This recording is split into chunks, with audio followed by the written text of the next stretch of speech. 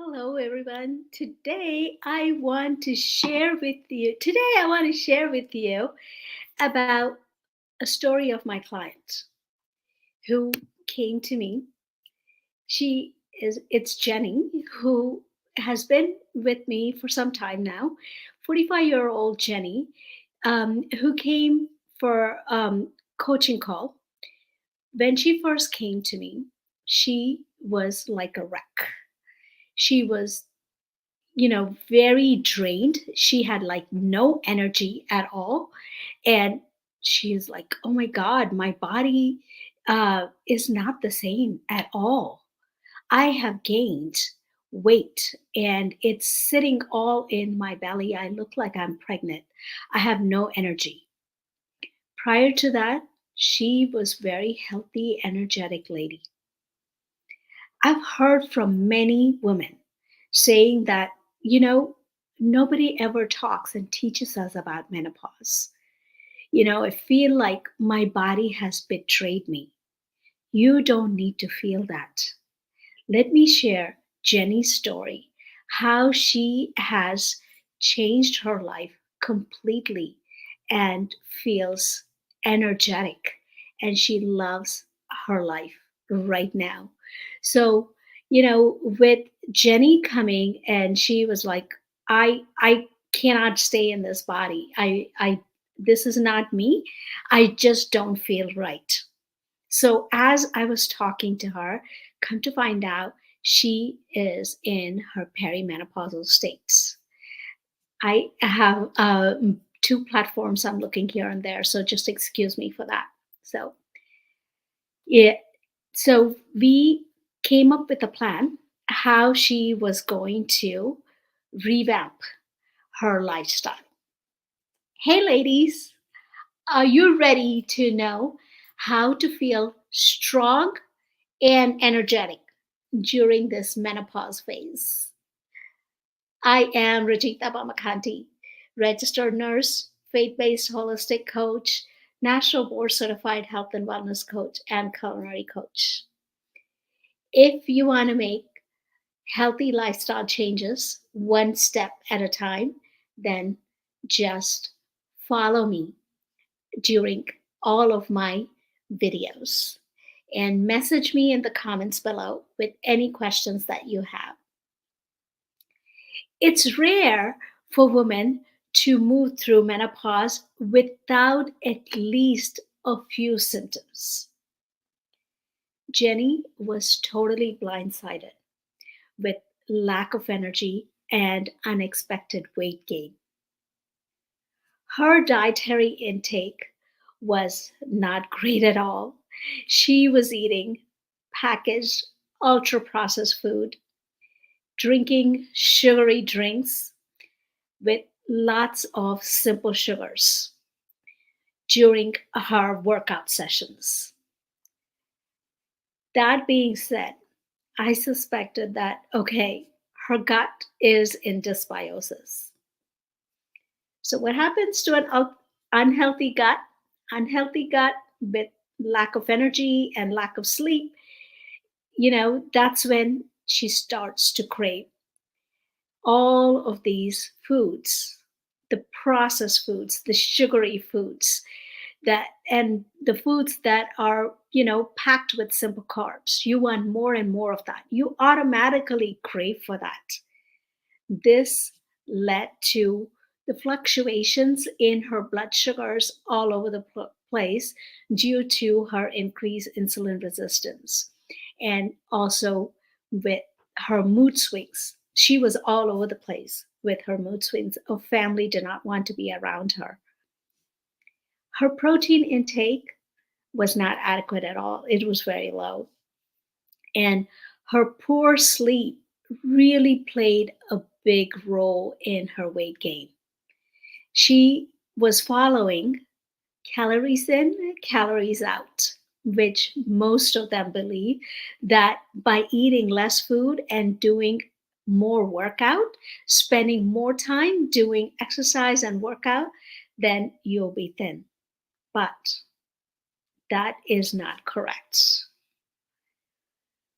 We worked out a plan together to redesign her plate and redesign her workouts.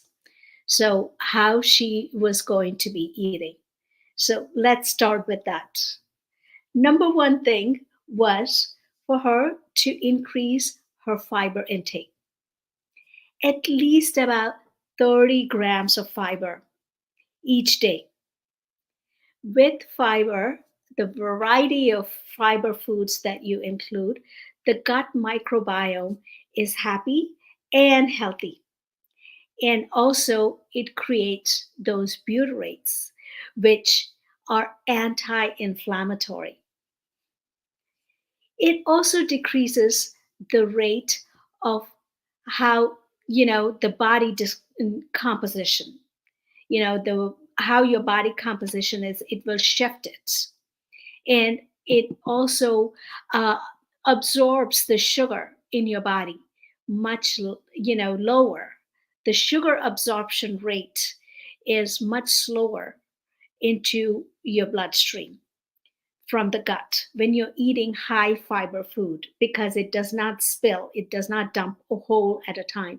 It's much, much slower how it comes into your bloodstream from the gut. Therefore, that lowers your insulin levels, right? You have better insulin resistance.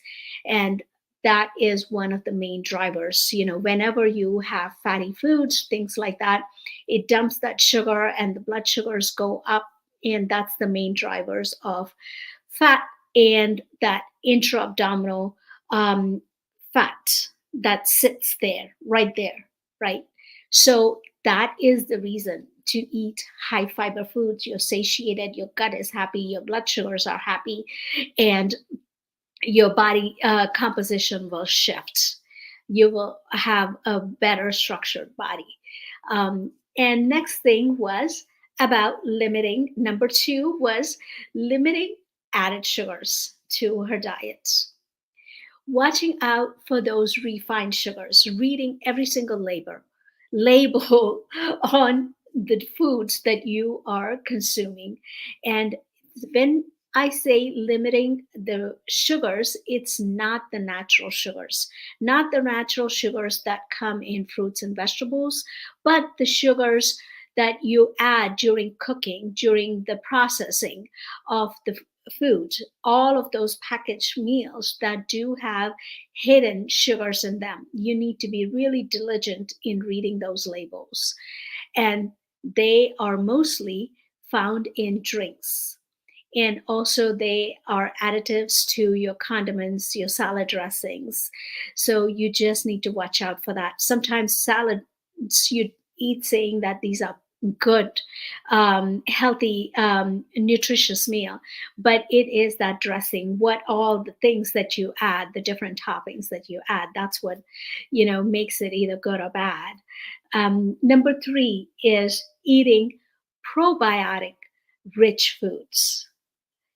Probiotics may ease some of those difficulties of menopause by promoting a healthy gut. That promotes a healthy gut and the bone strength, and also helps with the cardiometabolic health and your mood. So it's very important to include probiotics. Number four, it's prioritize your protein. Muscle mass is crucial for metabolic health. And also, it improves the metabolic, as it improves the metabolic health, it also eases the menopause symptoms. Poor metabolic health is linked to worse metabolic symptoms.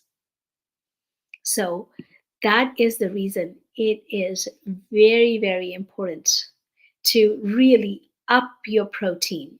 Most of them think that you don't need as much protein, but during this stage, you do need a lot of protein, up to 30 grams of protein with each meal, and about 15 to 20 grams with snacks.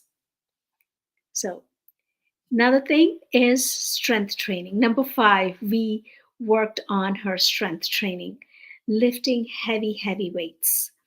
Weights need to go up and the reps need to come down. You need to be lifting whatever is very, very heavy for you, and where by the fifth, sixth time you are not able to lift anymore, you put it down, you rest for about 2 to 3 minutes, then you start up again, another 5 to 6. So, something to remember: 5 reps, 5 cycles. So, something easy to remember that way, and you need to challenge yourself. But if you have never done strength training before, you need to start slow. You need to have a trainer with you who will show you the proper body mechanics, how to lift, balance, and all that. Because here, the goal is to get stronger, not to get hurt. So be careful with that if you have never done that before.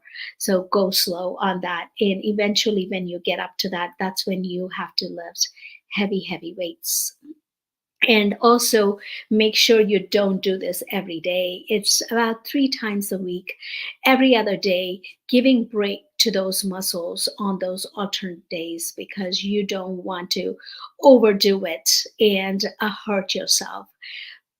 People often advise us, right? Oh, you need to go down on the weight and increase the reps. It does the same effect. No, it does not do in your menopause. So these are some of the changes that, Jenny has made in her life.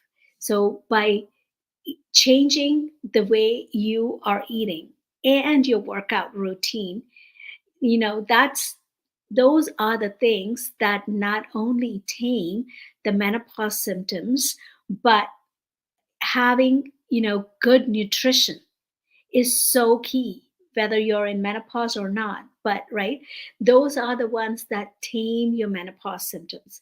It also sets you up for a pretty much very healthy living and a well being of you.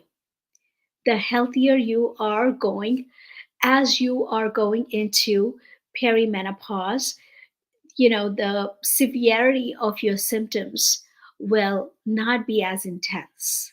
Does not mean you will not have any symptoms. You could be having symptoms, but the severity won't be as intense. So it's, do not underestimate the power of nutrition and how you are going to work out. That needs to be shifted too. So whatever the lifestyle we lived up till now is whatever the lifestyle we lived up till now has been working, but now during perimenopause, menopause, it does not work anymore. So you need to shift a different way of living. This is the way of living until the rest of your life, because we are in perimenopause until the end, right? So, what are Jenny's results? In about 6 weeks, Jenny lost 10 pounds and she reduced her body fat composition. She now feels energetic. She has rediscovered her love for life. She is enjoying her time with her family, and her family enjoys time with her. She's not moody anymore. So she is doing all the things that she enjoys. So, how about you? What are your lifestyle changes that you are making to live a healthy and vibrant life during this menopause stage? Menopause is all about focusing on you and taking care of you. So why don't you bring that flashlight on you, focus on you, dedicate that time for you. Don't say you don't have time. This is the time for you to focus on you, be energetic, be vibrant. It does not mean life is over. So I would challenge you to start focusing on yourself and shift that the way you live life, be vibrant and energetic. Let me know in the comments what changes are you making, what tips resonate with you.